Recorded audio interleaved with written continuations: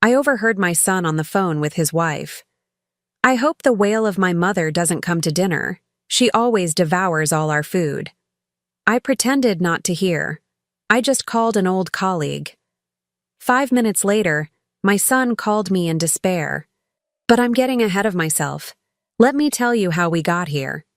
The word whale hit me like a physical blow. Before we continue, comment where you're watching from and subscribe to the channel. We'd love to see how far our stories are reaching. Even though I was standing in my own kitchen, holding a dish towel that suddenly felt too heavy in my hands. Daniel's voice carried clearly from the living room where he thought I couldn't hear him talking to Nicole on speakerphone. She always shows up hungry and eats like she hasn't seen food in weeks, he continued, and Nicole's laughter tinkled through the phone like broken glass. Remember last Sunday when she went back for thirds?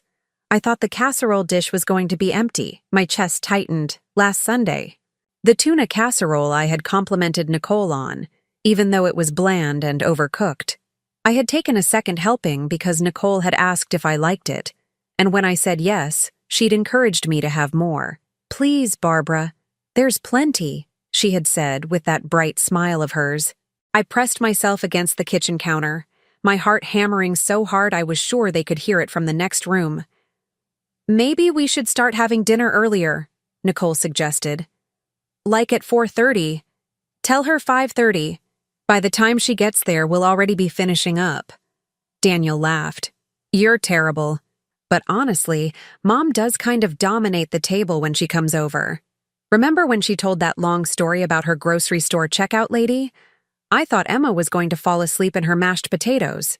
The grocery store story. I had been trying to connect with my granddaughters, sharing a funny interaction I'd had with Mrs. Chen at the checkout counter. Madison had giggled at the part about the coupon mix-up, and I thought I was entertaining them. Apparently, I was just boring everyone to death. "And the way she hovers around the kitchen while I'm trying to serve," Nicole added. "I can't move without bumping into her. She's always asking if she can help, but then she just gets in the way." My hands were shaking now. Every Sunday for the past 3 years, I had arrived early to help Nicole with dinner preparations. She always said she appreciated the extra hands, always gave me small tasks like setting the table or slicing bread. I thought we had developed a comfortable routine. "I know she's lonely since Dad died," Daniel said, his voice softer now, "but sometimes I feel like we're her only source of entertainment. It's a lot of pressure." 4 years. It had been 4 years since Harold died. Not 3 like Daniel said, but who was counting? Apparently not my own son. "Maybe we should start alternating weekends," Nicole suggested. "Every other Sunday instead of every week. Give us some family time with just the 4 of us." "The whale comment, though," Daniel said, and I could hear him grinning. "That was harsh even for you." "You laughed," Nicole shot back, but she was laughing too. My legs felt weak. I groped for one of the kitchen chairs and sank into it, still clutching the dish towel. The whale. That's what they called me.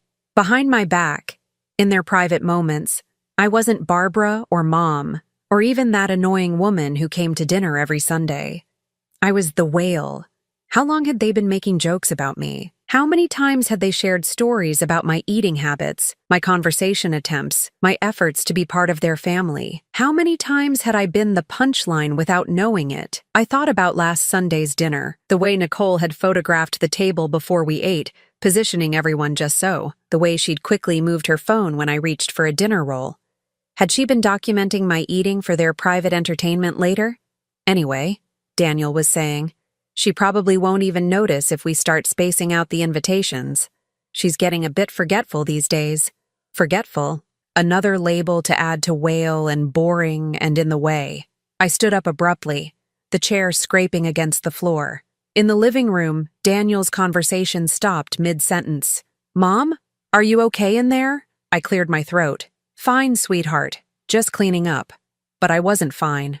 I was 63 years old, and my own son thought of me as a whale who devoured food and dominated conversations and got in the way of his perfect family life. My daughter-in-law, who smiled at me every Sunday and complimented my hair and asked about my week, privately mocked my eating habits and wanted to reduce my visits to every other weekend. I was a joke, a burden, an inconvenience to be managed.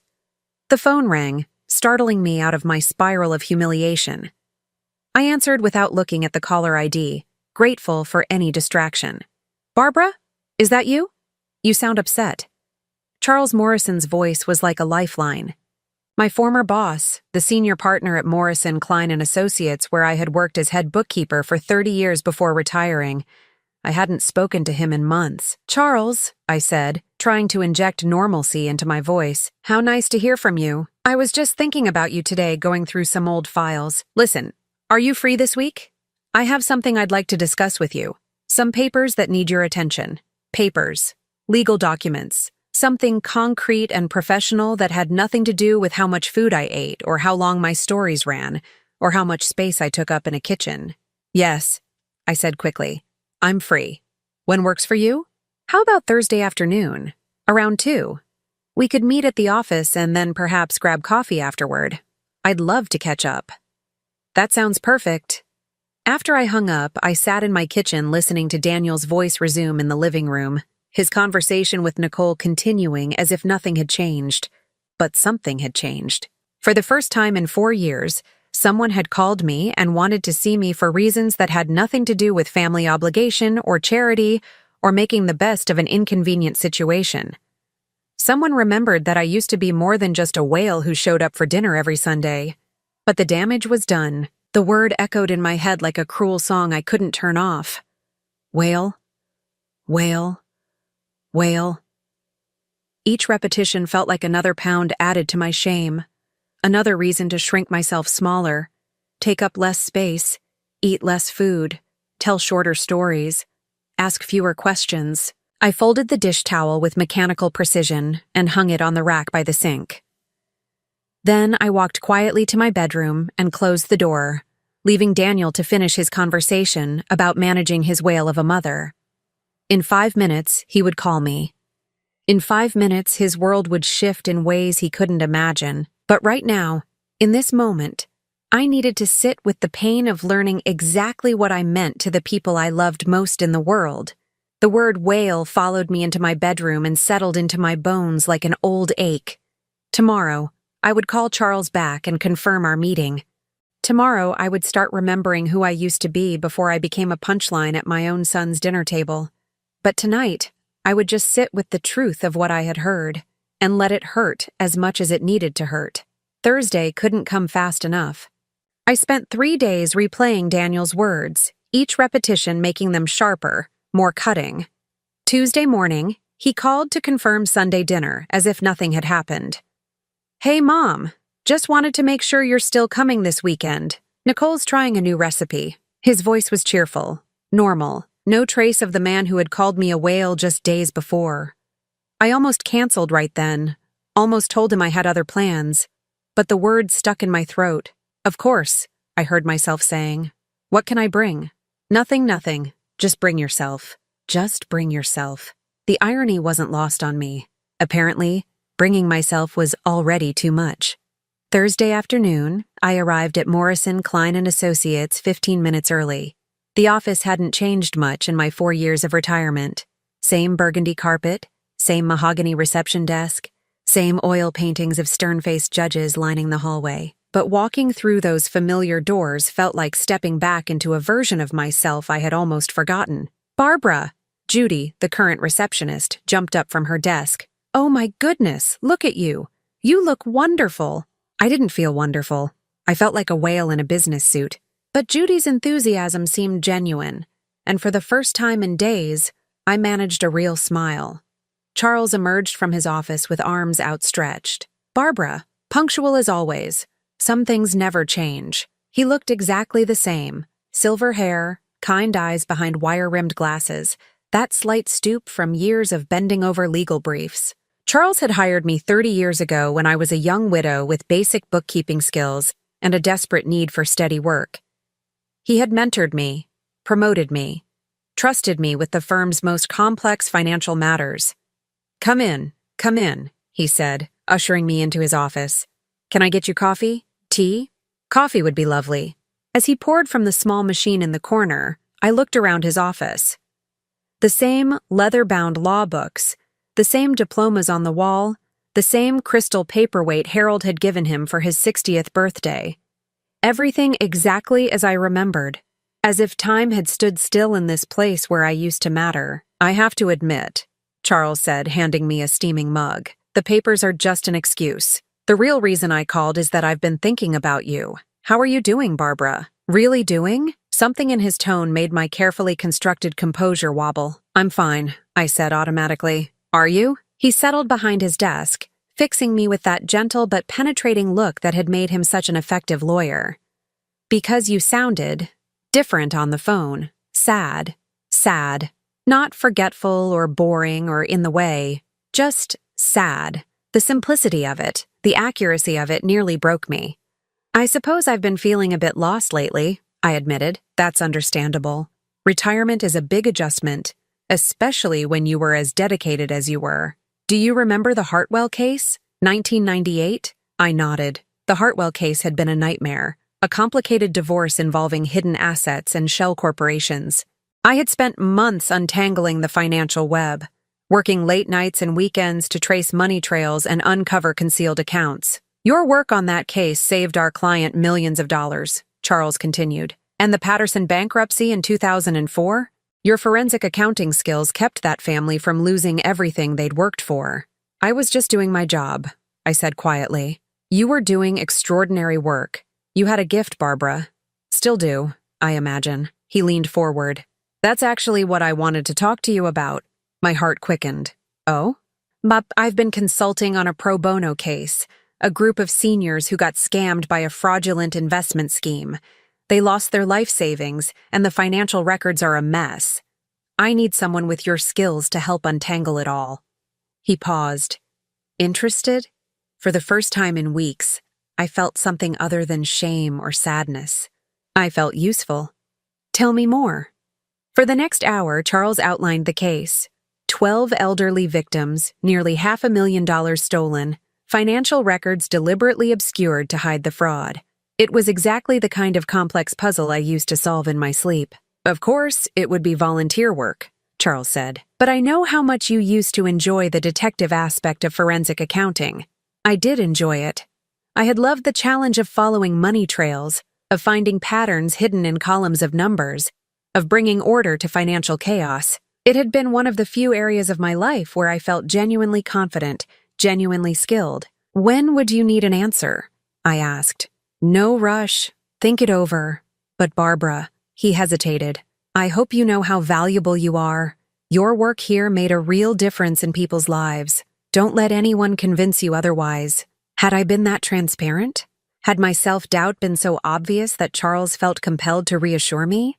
The thought was both embarrassing and strangely comforting. After we said goodbye, I sat in my car in the parking garage for a long time, thinking about the woman I used to be, Barbara the forensic accountant, who could spot financial irregularities from across a spreadsheet. Barbara the problem solver, who stayed late to make sure everything balanced to the penny.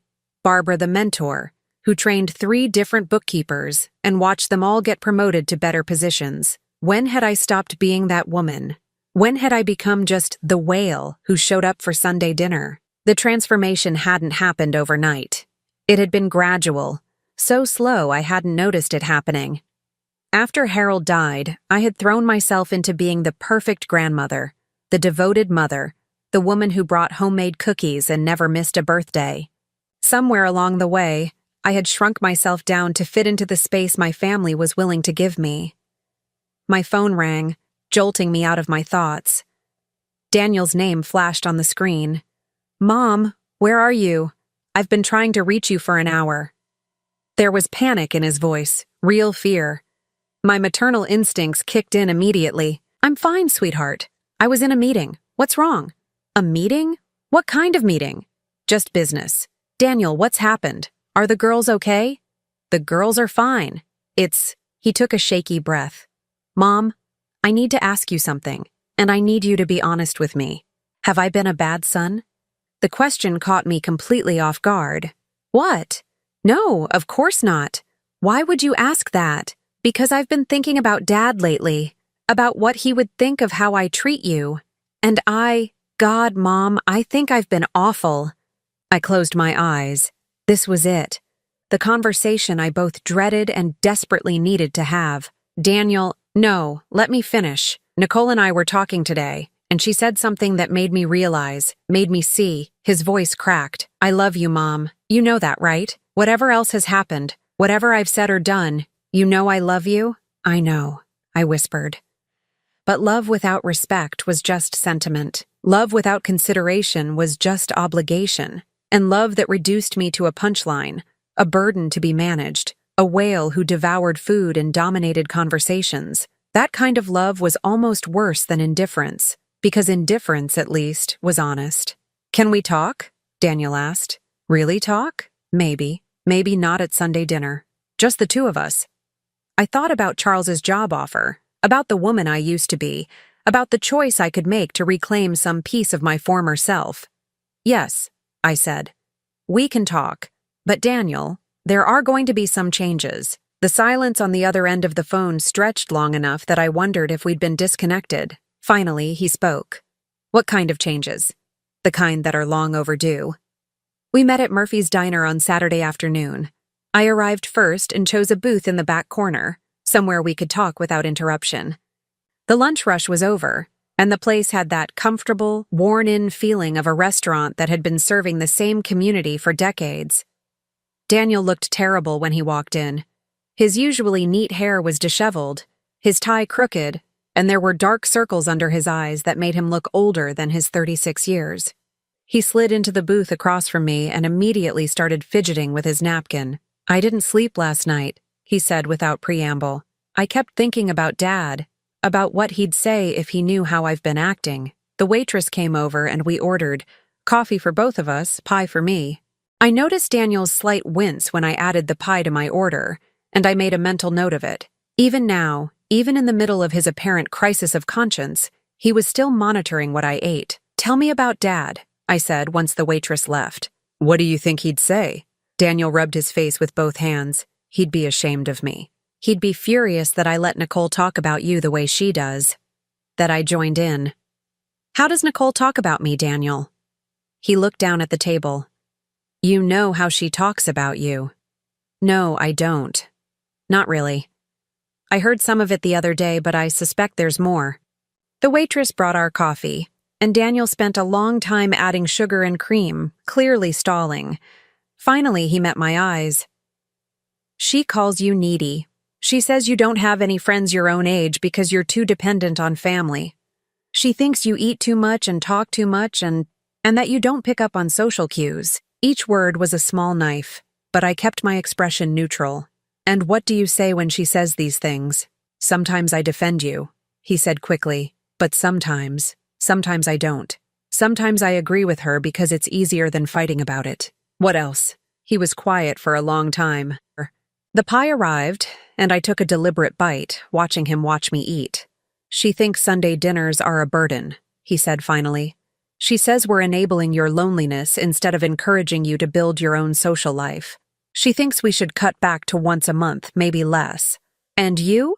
What do you think? I think. He stopped, started again. I think I've been a coward.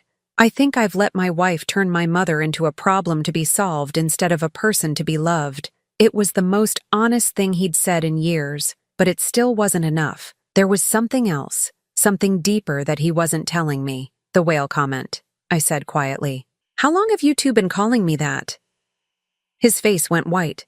You heard that? I heard it. How long, Daniel? He stared into his coffee cup. A couple of years, maybe. It started as a joke about your appetite at Sunday dinners. Nicole said it once and I laughed, and then it just stuck. A couple of years. I set down my fork. You've been calling me a whale for 2 years. It wasn't meant to be cruel. It was just, God, it sounds horrible when I say it out loud. It sounds horrible because it is horrible. I took another bite of pie, forcing myself to eat normally despite the knot in my stomach. Do the girls know? What? No, of course not. But something in his expression made me doubt that. Are you sure? Because children pick up on more than we think they do. He shifted uncomfortably. Madison asked Nicole once why Grandma always ate so much food. Nicole told her that some people don't know when to stop eating, and it's not polite to comment on it. My granddaughter, my sweet Madison, learning to see me through her mother's critical lens. Learning that Grandma was someone who didn't know when to stop, someone it wasn't polite to comment on but perfectly acceptable to judge silently. What about Olivia? Olivia's only 7. She doesn't really notice things like that yet. But she would. Give it another year or two, and Olivia would start seeing me the way her parents saw me, the way her sister was already learning to see me. I need to tell you something, I said. I had lunch with Charles Morrison this week. Daniel looked confused by the topic change. Your old boss. How is he? He's fine. He offered me a job. A job? Daniel's eyebrows shot up. Mom, you're retired. I'm 63, Daniel, not 93. I'm perfectly capable of working. But why would you want to? You have your pension, your savings. You don't need the money. I could see him calculating in his head, probably wondering if my taking a job would somehow affect his inheritance. The thought made me sick. Maybe I need the purpose, I said. Maybe I need to remember who I am besides your wail of a mother.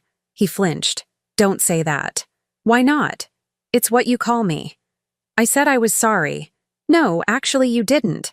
You said Dad would be ashamed of you, and you said you've been a coward. But you never actually said you were sorry. We sat in silence for a moment. Around us, the diner hummed with ordinary life. Other families having normal conversations, couples sharing dessert, teenagers laughing over milkshakes. All of them treating each other with basic human dignity. I'm sorry, Daniel said finally. I'm sorry I called you names. I'm sorry I let Nicole influence how I treat you. I'm sorry I haven't been the son Dad raised me to be. It was a start. Not enough, but a start.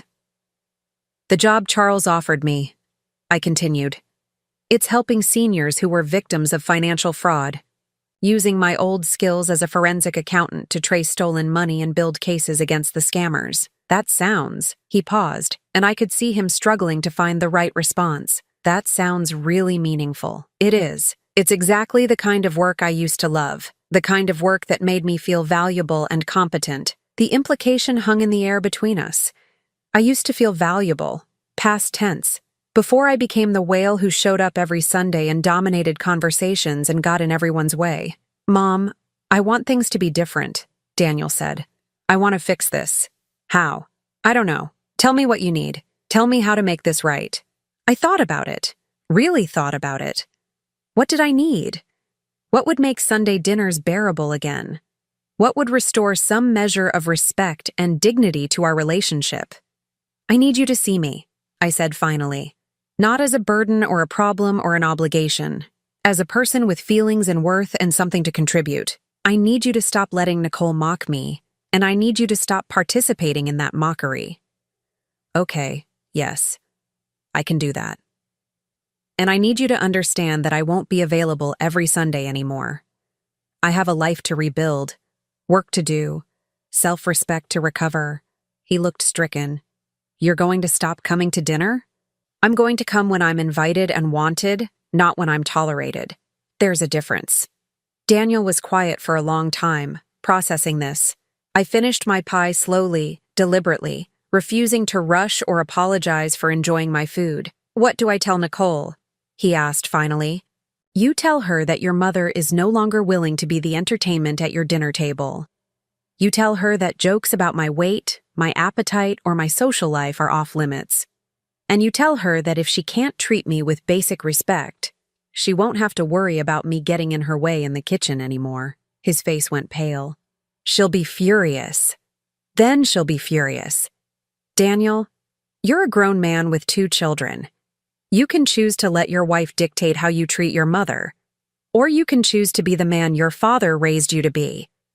But you can't do both. I stood up and put money on the table for my coffee and pie. Daniel reached for his wallet, but I shook my head.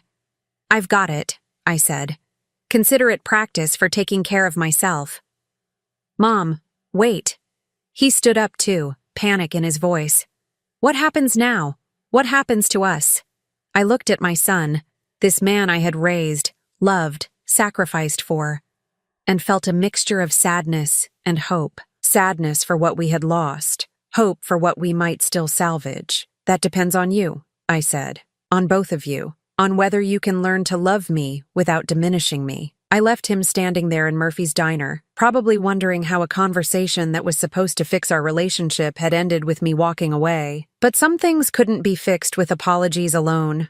Some things required fundamental changes in behavior, in attitude, in the basic respect one human being showed another. As I drove home, I thought about Madison asking why Grandma ate so much food. I thought about Olivia, still innocent, but learning every day from her parents' example. I thought about the choice I was making to stop enabling their disrespect by accepting it silently.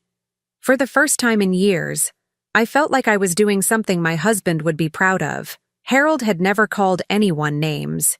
He had never mocked people for their appetites or their loneliness or their need for connection.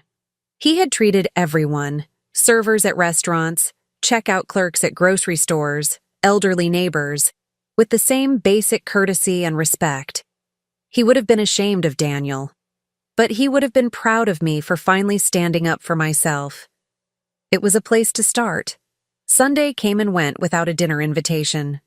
I spent the day organizing my home office, pulling out old financial records and refreshing my memory on forensic accounting principles. It felt good to use my brain for something other than worrying about family dynamics. Monday morning, I called Charles and accepted the job. By Tuesday, I was sitting in a conference room with 3 other volunteers, reviewing boxes of financial documents from the fraud victims. The work was exactly what I needed: complex, challenging, and completely unrelated to my weight or my appetite or my social skills. Mrs. Eleanor Patchett was 78 years old and had lost her entire retirement savings to a smooth-talking financial advisor who promised impossible returns. As I traced the money trail through her bank statements, I felt the familiar surge of indignation that always fueled my best work. Someone had deliberately targeted this sweet old woman, exploiting her trust and her fear of poverty. It was my job to help get her money back. "You're good at this," said Janet, one of the other volunteers, watching me reorganize Eleanor's statements into chronological order. "How long did you do forensic accounting?" 30 years, I said, highlighting a suspicious transfer in yellow. "I retired 4 years ago, but I guess some skills don't fade. Why did you come back?" I looked up from the statements. I needed to remember who I was. Janet nodded, as if that made perfect sense, and I realized it did.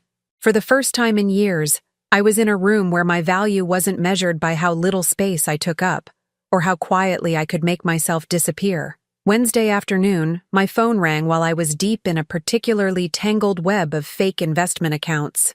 "Mom?" Daniel's voice was strained, urgent. "Are you busy?" "I'm at work," I said, not looking up from the spreadsheet on my laptop screen. "What's wrong? Work? You mean that volunteer thing?"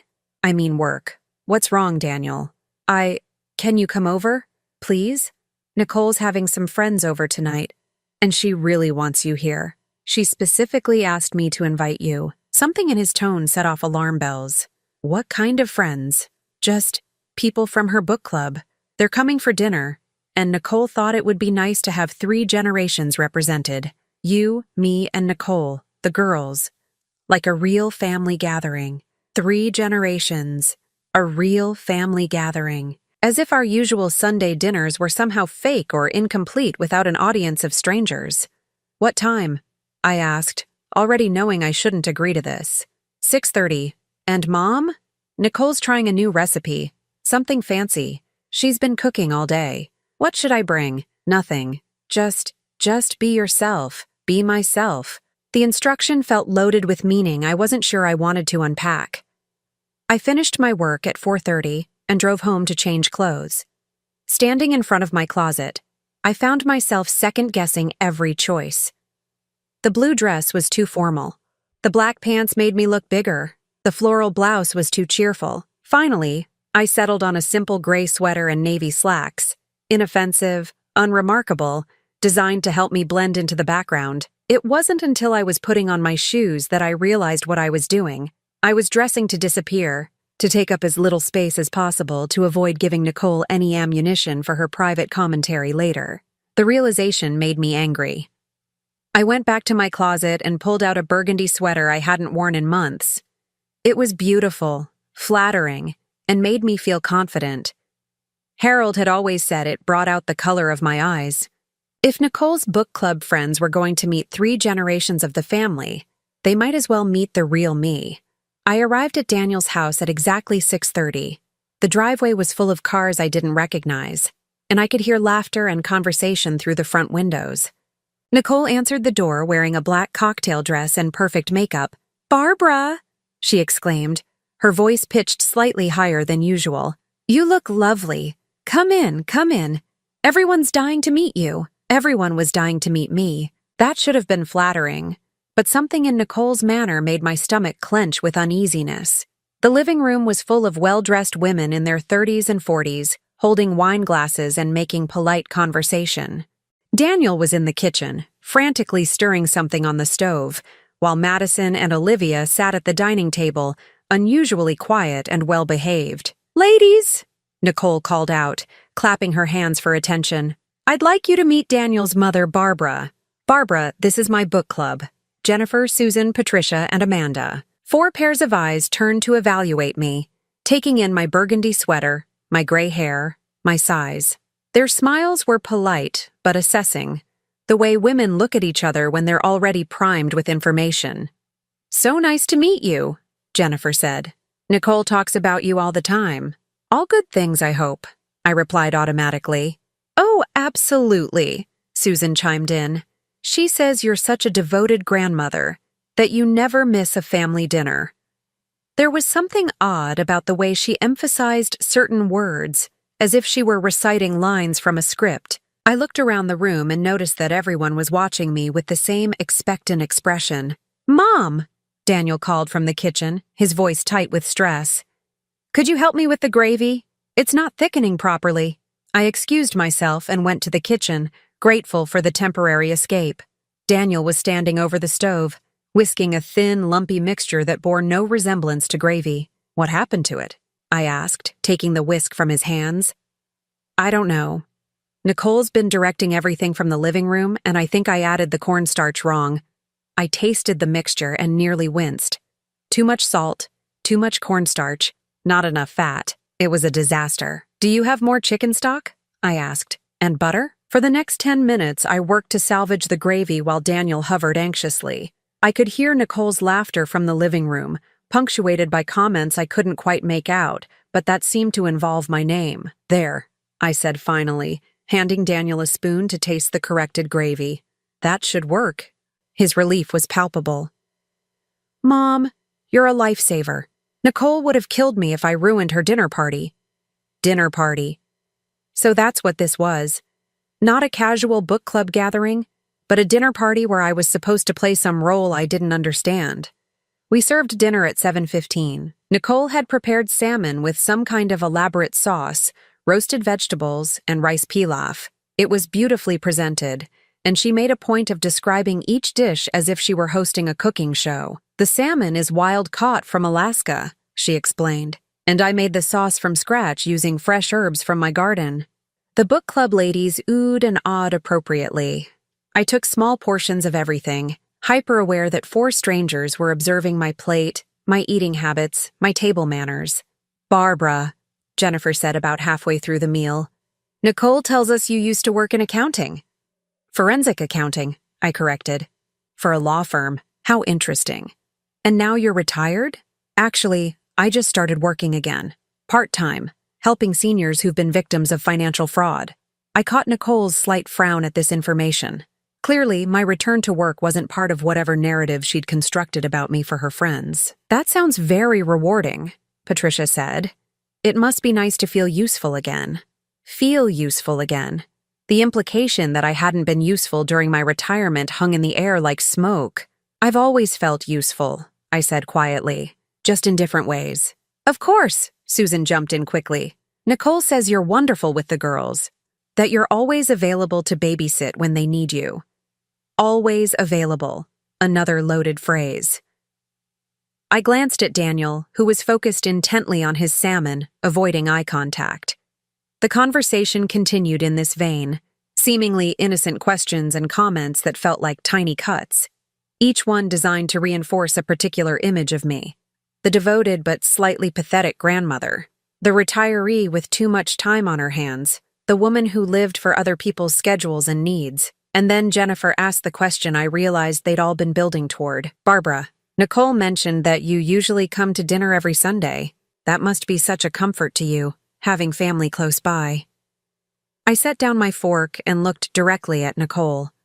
Her cheeks were slightly flushed, and she was smiling that bright, false smile I'd learned to recognize over the years.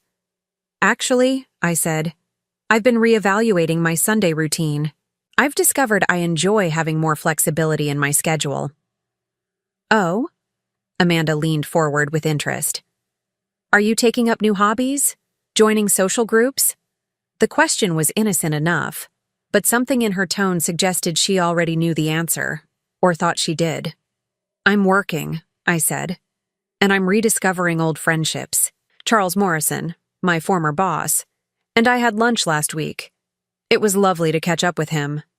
I watched Nicole's expression shift from surprise to something that looked almost like alarm. This was not the script she'd written for the evening. Charles Morrison, Patricia repeated. Wasn't he some sort of lawyer? Senior partner at Morrison, Klein & Associates, I said, one of the most respected law firms in the state. I worked there for 30 years. The dynamic at the table shifted subtly. These women were all professionals.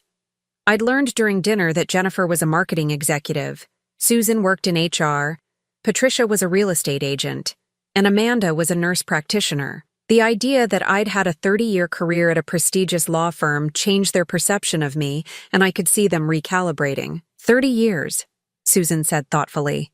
You must have seen some interesting cases, fascinating cases, corporate fraud, money laundering, complex divorces involving hidden assets. I specialized in following paper trails that other people thought were impossible to trace. Nicole was gripping her wine glass so tightly I was afraid it might break. Daniel was staring at me as if he'd never seen me before. That sounds incredibly challenging, Jennifer said with genuine interest. And you're doing similar work now with the fraud victims? Exactly. It's pro bono work, but it's some of the most satisfying investigative accounting I've ever done. For the next 20 minutes, I found myself in actual conversation. Not performance, not entertainment, not serving as the butt of subtle jokes. These women were asking real questions about my work, sharing their own professional experiences, treating me like an equal. Nicole grew quieter and quieter as the evening progressed, and I could see her mentally scrambling to adjust whatever narrative she'd planned for the night. When the dinner party ended at 9:30, I helped Daniel clear the table while Nicole walked her guests to the door. I could hear fragments of their conversations, praise for the salmon, compliments on the wine selection, and comments about how interesting I was. Interesting. Not pathetic or needy or burdensome. Interesting. Mom, Daniel said quietly as we loaded the dishwasher. I had no idea you were doing such important work. You never asked, I said simply. He was quiet for a moment. Nicole seemed surprised tonight by some of the things you said. I looked at him directly. What exactly did Nicole tell her friends about me, Daniel? He shifted uncomfortably. I don't know. I mean, I wasn't part of those conversations, but something in his expression told me he knew more than he was admitting. Before I could press him further, Nicole reappeared in the kitchen. Well, she said brightly, that went well, don't you think? Everyone seemed to enjoy themselves. It was lovely, I said. Your friends are very nice. Yes, they are.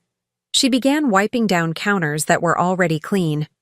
I hope you didn't mind me telling them about your situation. My situation, you know, being widowed, being retired, being available for family time. There it was. My situation, not my life, not my choices, not my circumstances. My situation, as if being widowed and retired were problems to be managed rather than simply facts about my current chapter. Actually, I said, I think there might be some confusion about how available I am these days. The forensic accounting work is quite demanding. Nicole's smile tightened almost imperceptibly. Of course, though I hope it won't interfere with family time. The girls so look forward to their Sundays with Grandma. It was a masterful move, using my granddaughters as emotional leverage, reminding me that my presence was valuable to someone, even if that someone was only 7 and 9 years old. The girls are welcome to visit me anytime, I said. My schedule is quite flexible on weekends. Oh, Nicole said, clearly not expecting this response. Well, we'll have to see. Sundays work so well for everyone. I kissed Madison and Olivia goodbye and headed toward the front door. Daniel followed me. Mom, he said as I put on my coat. About Sunday. What about it? Are you? Should we still plan on dinner?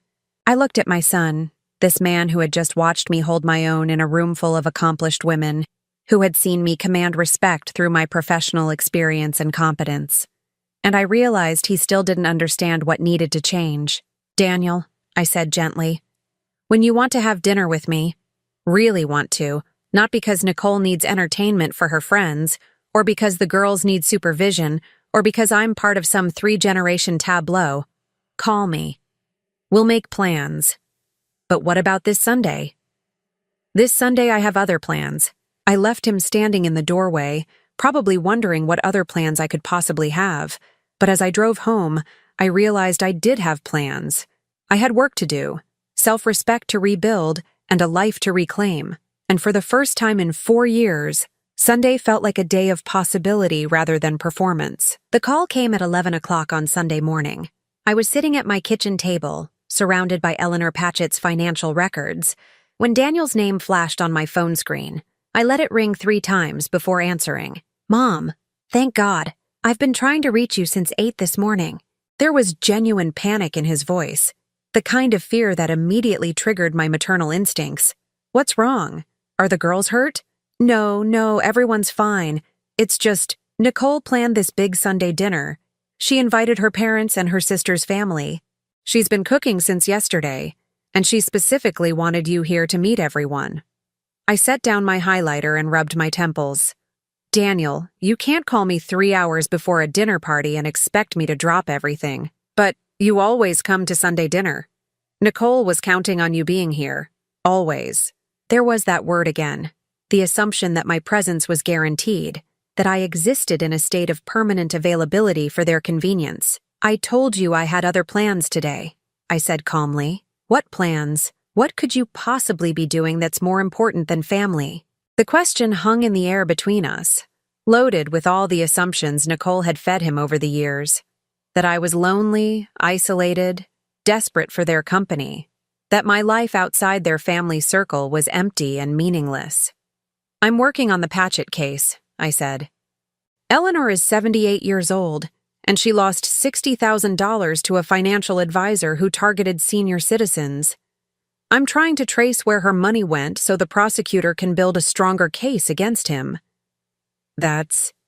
Daniel struggled for words. That's volunteer work, Mom. It's not like you have to be there at a specific time. Actually, I do. Charles is presenting our preliminary findings to the district attorney tomorrow morning, and I need to have the financial analysis completed today. Can't someone else do it? No, Daniel. Someone else can't do it. This is specialized work that requires specific expertise. My expertise. There was silence on the other end of the phone. I could picture him in his kitchen, probably pacing while Nicole hovered nearby, both of them unable to comprehend that I had professional obligations that took priority over their social arrangements. Nicole's really upset, he said finally. She told her family all about you, and they're excited to meet you. Her father specifically asked about your accounting background after she mentioned it at the dinner party. So Nicole had talked to her family about me. I wondered what version of me she'd presented to them. The professional woman who'd commanded respect from her book club friends? Or the needy widow who lived for Sunday dinners and ate too much food? I'm sorry Nicole is upset, I said, but this is exactly what I was talking about at Murphy's Diner. You can't assume I'm available just because I used to be available. But it's family, Mom. Family comes first. Does it? I asked. Because when I needed my family to treat me with basic respect, to stop making jokes about my weight and my eating habits. Family didn't seem to come first then. Another silence. Longer this time. That's different, he said quietly. No, Daniel, it's not. It's exactly the same. It's about priorities and respect and treating people like human beings instead of convenient accessories. I could hear voices in the background, Nicole talking rapidly, probably coaching Daniel on what to say next. Mom, listen. What if we postpone dinner until next Sunday? That way you can finish your work, and Nicole can meet with her family when you're available. Daniel, I said gently, I need you to hear what I'm telling you. I will not be available every Sunday anymore. If you want to have dinner with me, you need to call and ask if I'm free, like you would with any other adult in your life. But we've always done Sunday dinners. And we can still do Sunday dinners, some Sundays, when we've made plans in advance and I don't have other commitments. What other commitments could you possibly have? The words slipped out before he could stop them, revealing exactly what he thought of my life outside his family. Daniel, I said, and something in my tone made him go quiet. I'm 63 years old. I have friends, interests, responsibilities, and a professional life. I have book club meetings and volunteer work and doctor's appointments and grocery shopping and house maintenance and all the ordinary activities that make up a full adult life. I know that, but no, you don't know that. You think I sit in this house all week waiting for Sunday to arrive so I can come to your dinner table and be the entertainment. You think my entire existence revolves around your family's schedule. That's not true. Isn't it? When was the last time you called me just to ask how I was doing? When was the last time you invited me to something because you wanted my company, not because Nicole needed an extra guest or the girls needed supervision? He was quiet for so long I thought he might have hung up. Finally he spoke, his voice barely above a whisper. I don't know. I don't know either, and that's the problem. I heard Nicole's voice in the background, more urgent now. Daniel covered the phone, but I could still make out fragments of their conversation. Something about the dinner being ruined, about how they'd look to her family, about me being selfish and unreasonable. Mom, Daniel said when he came back on the line, Nicole says she'll call you herself to explain how important this is. Please don't let her do that, I said quickly. Daniel, this conversation needs to be between you and me. This is about our relationship, not about Nicole's dinner party. But she's my wife. We're a family. Yes, you are. And I'm your mother. And until you figure out how to balance those relationships in a way that doesn't require me to sacrifice my dignity, we're going to continue having problems. I could hear Nicole in the background, her voice rising with frustration. Something about me being dramatic, about making everything about myself, about ruining what was supposed to be a special day. I have to go, Daniel said. I need to deal with this situation. This situation. Not, I need to talk to my wife about treating my mother with respect. Not, I need to figure out how to balance my family relationships better. I need to deal with this situation, as if I were a problem to be solved rather than a person to be considered. Daniel, wait. What? I love you. I love Madison and Olivia. And someday, I hope we can have a relationship based on mutual respect instead of obligation and guilt. Mom? But until that day comes, I won't be the whale at your dinner table anymore. I hung up before he could respond. For the next hour, I tried to focus on Eleanor's financial records, but my hands were shaking too badly to hold the highlighter steady. I kept thinking about Nicole's family, gathered around the dinner table, probably hearing all about the difficult mother-in-law who had ruined their special meal by refusing to show up. At 12:30, my doorbell rang. Through the peephole, I saw Madison and Olivia standing on my front porch, still dressed in their Sunday outfits. Madison was holding a covered dish, and Olivia was clutching a small bouquet of flowers. I opened the door, and Madison immediately stepped forward. "Grandma, we brought you some of Mom's dinner," she said, holding up the dish. "She made your favorite chicken marsala. It wasn't my favorite. I'd never told Nicole it was my favorite, but I had complimented it once, years ago, trying to be polite, and somehow that had become Grandma's favorite dish in family lore. That's very sweet of you girls. Where are your parents?" "Daddy's waiting in the car," Olivia said, pointing to Daniel's SUV parked at the curb. He said we could only stay for a minute. I looked past them to the car, where I could see Daniel behind the wheel, his phone pressed to his ear, probably getting instructions from Nicole on exactly what the girls should say. "Come in," I said, stepping aside to let them enter. "But only if you want to, not because someone told you to." Madison looked confused. "What do you mean?" I knelt down to their level, looking into their sweet, innocent faces. These beautiful children who were learning, day by day, how to treat people from their parents' example. "I mean that I want you to visit me because you want to spend time with me, not because your parents are upset about something." "We do want to spend time with you," Madison said earnestly. "We always want to spend time with you." "Even though I eat too much food?" I asked gently. Both girls looked startled. Olivia glanced at Madison, who bit her lower lip. "Mom says some people don't know when to stop eating," Madison said carefully, as if reciting a lesson. "But that it's not polite to talk about it." "And what do you think about that?" Madison considered this seriously. "I think people should eat however much they want, like at buffets. You're supposed to eat lots of different things at buffets." Out of the mouths of babes. A 9-year-old had a better understanding of basic human dignity than her parents did. "You know what?" I said, standing up. "Why don't you tell your daddy that you're going to stay here for a while? We can have our own Sunday dinner, just the 3 of us." "Can we really?" Olivia bounced on her toes with excitement. "Of course, but only if you want to. I'm not going to make you stay if you'd rather go back to your parents' dinner party." "We want to stay," Madison said immediately. The grown-ups were all talking about boring stuff anyway. I walked them out to Daniel's car, where he was still on the phone with someone. When he saw us approaching, he quickly ended the call and rolled down the window. "Mom, I can't talk right now. Nicole's family is asking where you are, and I don't know what to tell them." "Tell them I had other plans," I said. "The girls would like to stay here for a few hours. I'll bring them home before bedtime." "I don't think that's a good idea. Nicole wants them at the dinner." "Why? So they can sit quietly while the adults ignore them? Let them have some fun for once." Madison stepped closer to the car. "Please, Daddy. Grandma's going to make us a special dinner." Daniel looked torn. I could see him weighing his wife's expectations against his daughter's obvious enthusiasm. "What time will you bring them home?" he asked finally. 6 o'clock, I said. "That gives us the whole afternoon." "Mom, about earlier." "Not now, Daniel. Not in front of the girls. We'll talk later." He nodded reluctantly and drove away, probably dreading the conversation he was about to have with Nicole about her missing dinner guests. But I didn't care about Nicole's disappointment or her family's confusion. For the first time in months, I had my granddaughters to myself, without the pressure of performing for their parents or walking on eggshells around Nicole's critical commentary. "So," I said, putting my arms around both girls, "what should we make for our special Sunday dinner?" "Can we make pancakes?" Olivia asked hopefully. "For dinner?" Madison looked scandalized. "Why not?" I said. "It's our dinner.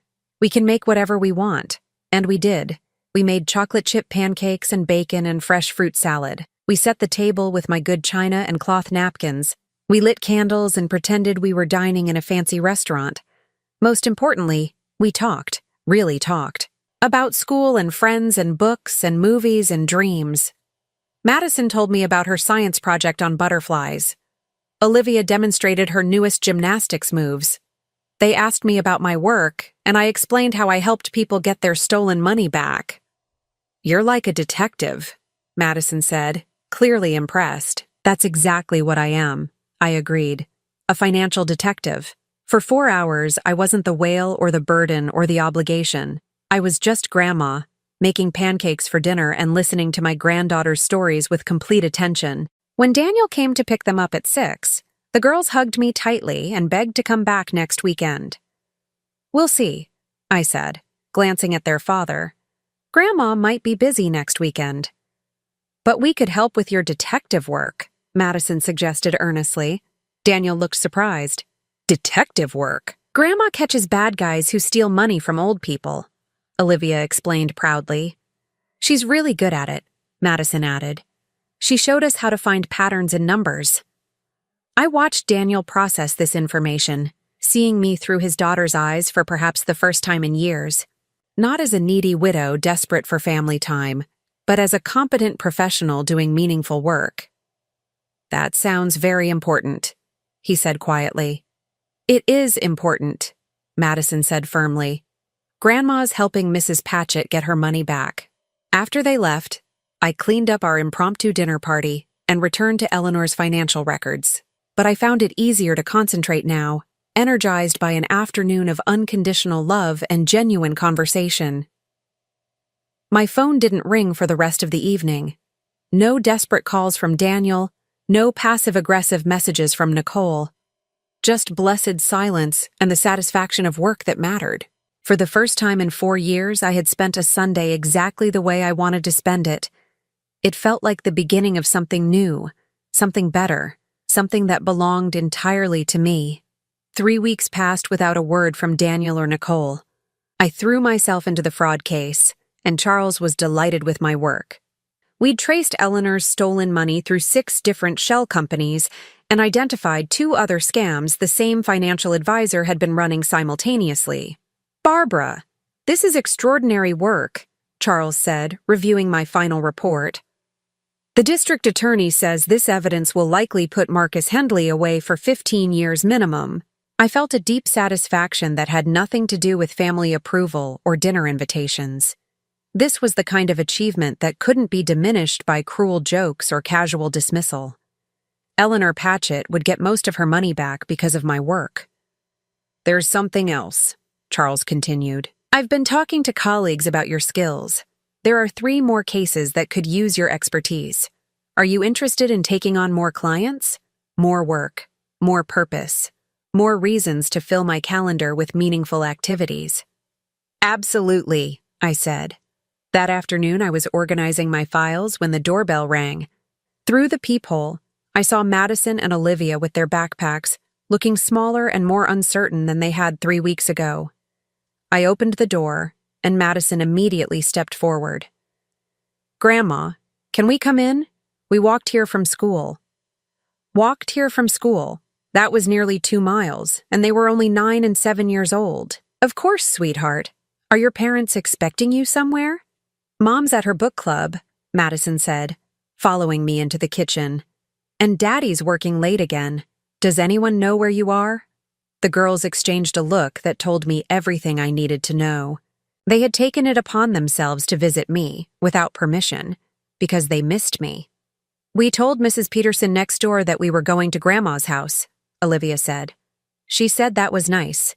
Mrs. Peterson was Daniel's elderly neighbor who sometimes watched the girls when Daniel and Nicole had evening plans. She was a sensible woman who would probably mention the girls' visit to Daniel eventually, but for now, they were my secret visitors. "Are you hungry?" I asked, already knowing the answer. Children were always hungry after school. "Starving," Olivia said dramatically. "Mom made us protein smoothies for lunch, but they tasted like grass." I made them grilled cheese sandwiches and tomato soup while they told me about their day. Madison had gotten an A on her butterfly project. Olivia had learned to do a cartwheel in gym class. Normal, wonderful kid conversations that I had missed desperately. "Grandma," Madison said carefully as she finished her sandwich, "why don't you come to Sunday dinner anymore?" It was the question I'd been dreading and expecting in equal measure. "Well," I said, choosing my words carefully, "sometimes grown-ups need to change the way they spend their time. I've been very busy with my work." "The detective work," Olivia said, nodding seriously. "That's right. And sometimes when people don't treat each other kindly, it's better to spend time apart until they can learn to be nicer." Madison frowned. "Did Daddy and Mommy not treat you kindly? How do you explain to a 9-year-old that her parents called you a whale behind your back? How do you tell her that her mother made jokes about your eating habits for the entertainment of strangers?" "Sometimes grown-ups forget to be respectful to each other," I said. "And when that happens, it's important to remind them that everyone deserves to be treated with kindness.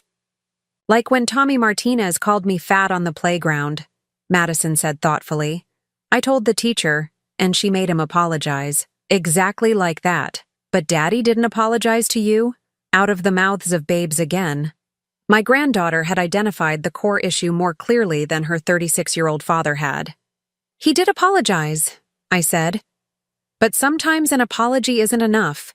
Sometimes people have to show that they've really changed by acting differently. And Daddy hasn't acted differently yet? Not yet. Madison nodded as if this made perfect sense to her.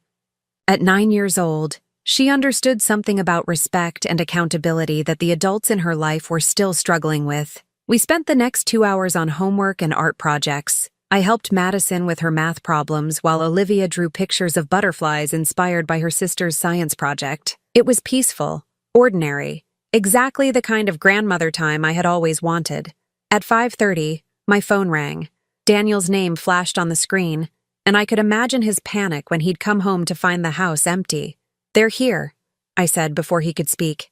"They're safe." "Jesus, Mom, you scared me to death." Nicole called from book club asking if I'd picked them up early, and when I got home they were gone. "They walked here after school. They wanted to visit." "They walked? That's 2 miles on busy streets. They could have been hit by a car, or kidnapped, or—" "But they weren't. They're fine, Daniel. They're doing homework at my kitchen table. I'm coming to get them right now." "Of course. But Daniel, we need to talk." "I know. I've been thinking about things about what you said." 20 minutes later, Daniel arrived looking harried and exhausted. The girls hugged him enthusiastically, chattering about their afternoon with me, seemingly oblivious to his stress. "Go pack up your backpacks," he told them. "We need to get home before Mom does." As the girls gathered their things, Daniel sat across from me at the kitchen table where I'd been helping with homework just an hour before. "Mom, I owe you an apology, a real one." I waited. "I've been thinking about everything you said, about how Nicole and I have been treating you, and you're right. We've been awful. What changed your mind?" He rubbed his face with both hands. "A lot of things. The girls have been asking about you constantly. Every day they want to know when they can see Grandma again, when we're going to have Sunday dinner, why you don't come over anymore." "And what do you tell them?" "I've been making excuses, saying you're busy with work, that we'll see you soon. But Madison asked me last week if we made you sad, and I didn't know how to answer." I felt my heart clench. My granddaughter was worried that she had done something wrong. "What did you tell her?" "I told her that grown-ups sometimes have complicated feelings, and that it wasn't her fault. But she keeps asking if there's something she can do to fix it." The idea that Madison felt responsible for our family's dysfunction made me want to cry. "Daniel, the girls didn't do anything wrong. This is entirely about how you and Nicole have been treating me." "I know, and I want to fix it. I want to do better." "What does Nicole think about that?" His expression darkened. "Nicole thinks you're being dramatic.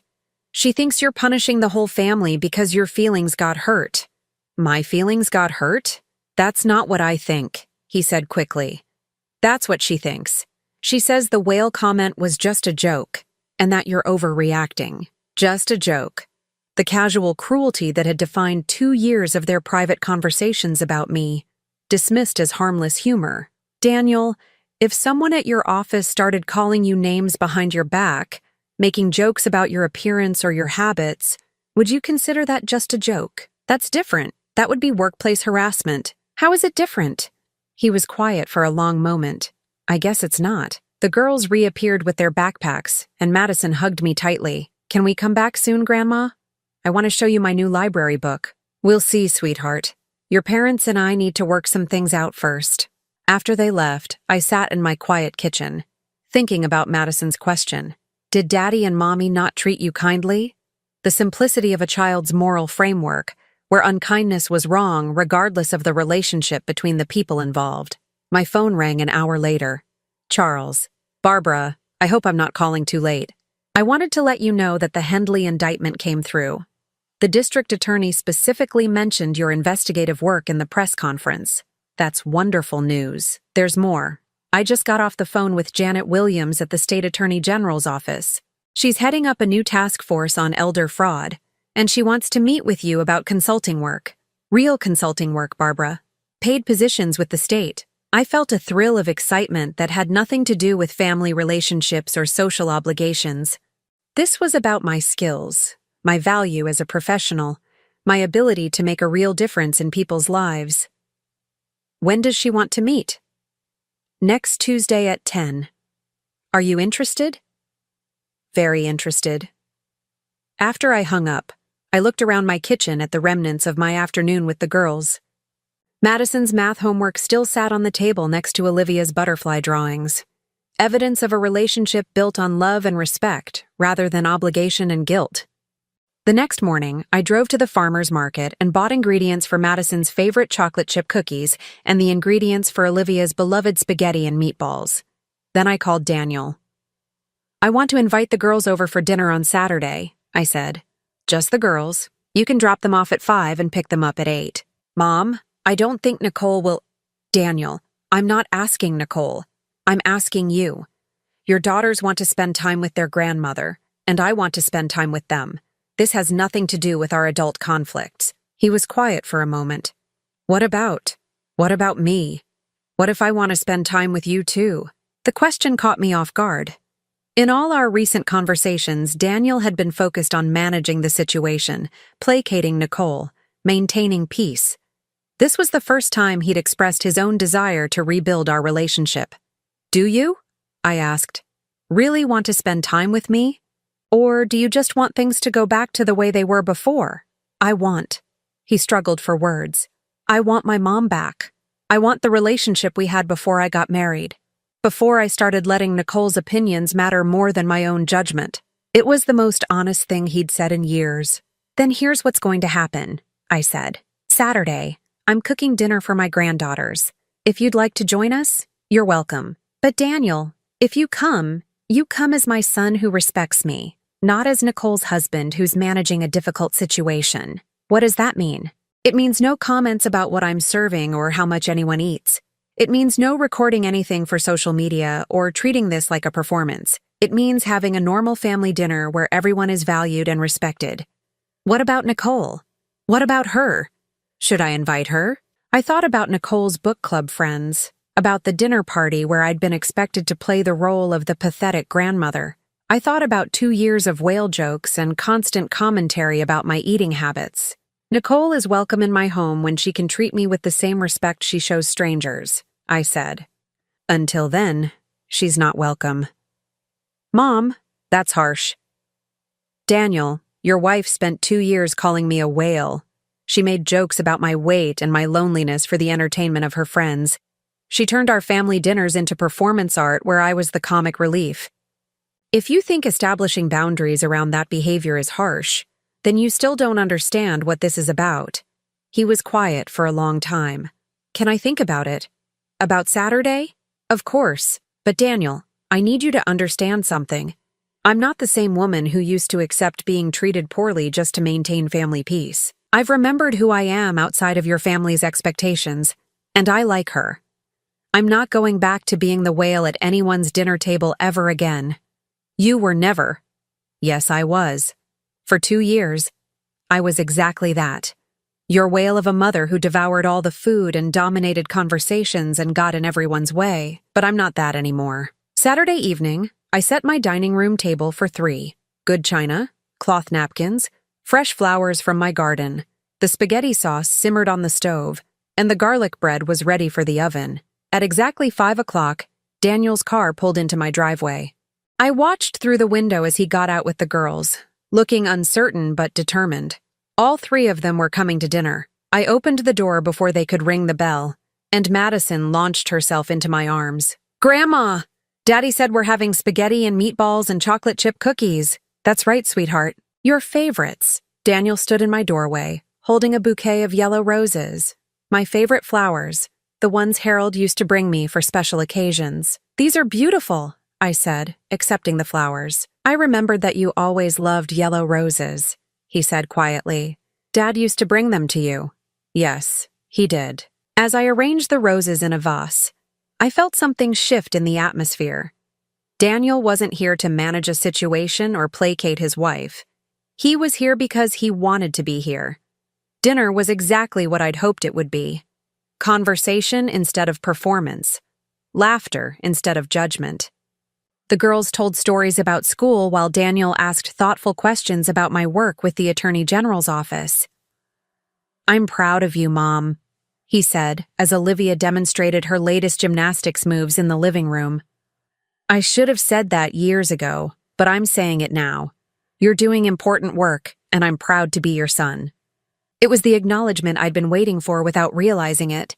Not just an apology for past behavior, but recognition of my value, my competence, my worth as a person beyond my role as wife, mother, and grandmother. What happens now? He asked as we loaded the dishwasher together. With us, I mean. Now we build something new, I said. Something based on mutual respect instead of obligation. And Nicole? Nicole will make her own choices, just like you're making yours. As they prepared to leave, Madison hugged me tightly. Can we do this again next week? She asked hopefully. We'll see, I said, glancing at Daniel. I'd like that, he said, if you'll have us. After they left, I sat in my living room with a cup of tea, looking at the yellow roses Daniel had brought me. The house was quiet, but it didn't feel empty. It felt peaceful, complete, exactly as it should be. My phone buzzed with a text from Charles. How did the family dinner go? I typed back. Perfectly. For the first time in years, perfectly. I had reclaimed my dignity, rebuilt my professional identity, and established boundaries that protected my self-respect. Most importantly, I had taught my granddaughters that love should never require someone to accept cruelty. The table was set for respect now, not performance. And everyone who sat at it would be welcomed with the same dignity I demanded for myself. It had taken me 63 years to learn that lesson, but it was never too late to start living it.